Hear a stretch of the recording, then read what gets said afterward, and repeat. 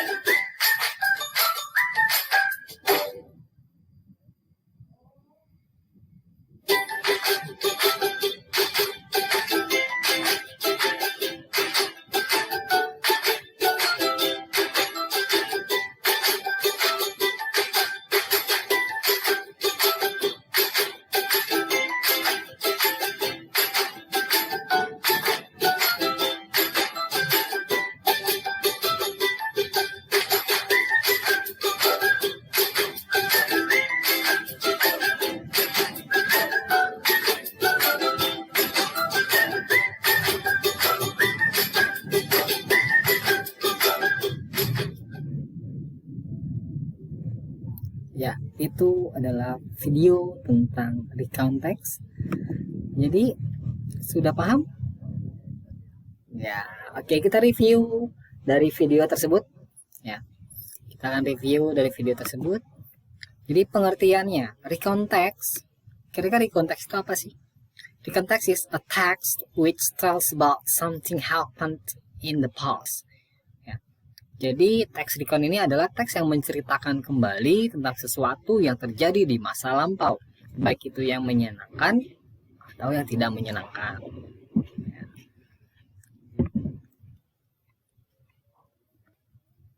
Tipe dari recount text. Yang pertama di sini adalah personal recount. Jadi di sini adalah teks recount yang menceritakan tentang pribadi dari penulis. Di sini bisa jadi tentang dia liburan kemana, ya, atau dikejar-kejar cerita yang mengesankan atau tidak mengesankan, itu adalah personal recount. Yang kedua di sini ada factual recount. Factual recount di sini adalah teks yang menceritakan tentang fakta yang sudah terjadi, berita-berita yang kemarin yang terjadi. Contohnya yang lagi booming adalah kapal tenggelam, kapal selam yang tenggelam di Bali. Ya.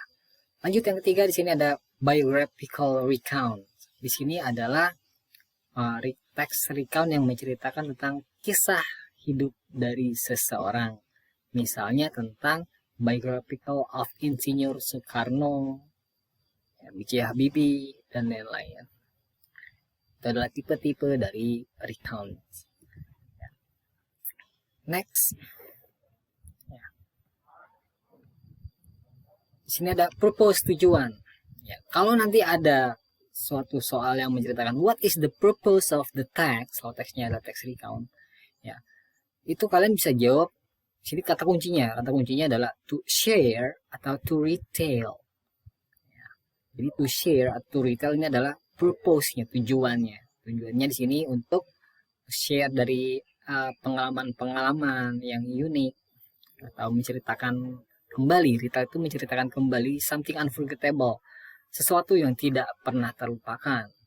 Ya, jadi pengalaman pribadi yang tak terlupakan bersama dirinya bisa kalian ceritakan di sini. Dan di sini ada generic structure. Generic structure tadi di sana title emang nggak dimasukin sengaja. Title hanya judul ya.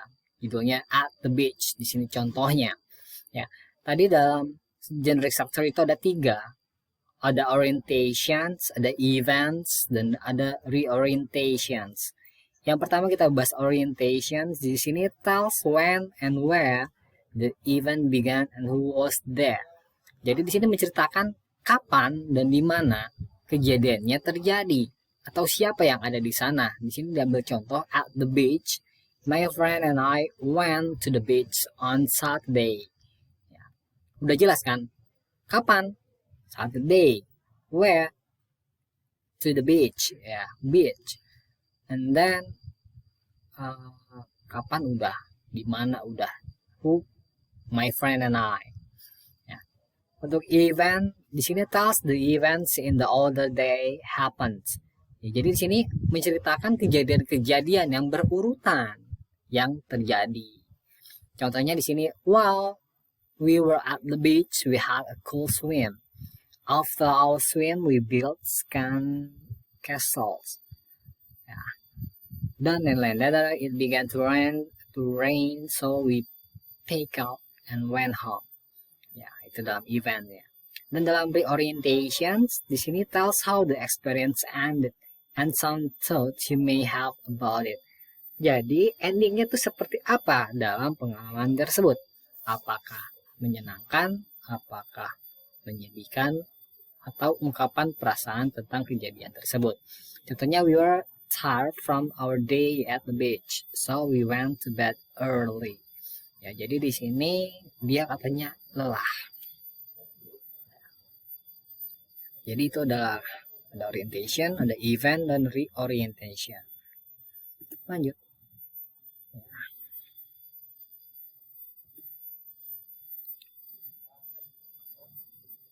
Di sini ada yang namanya language feature.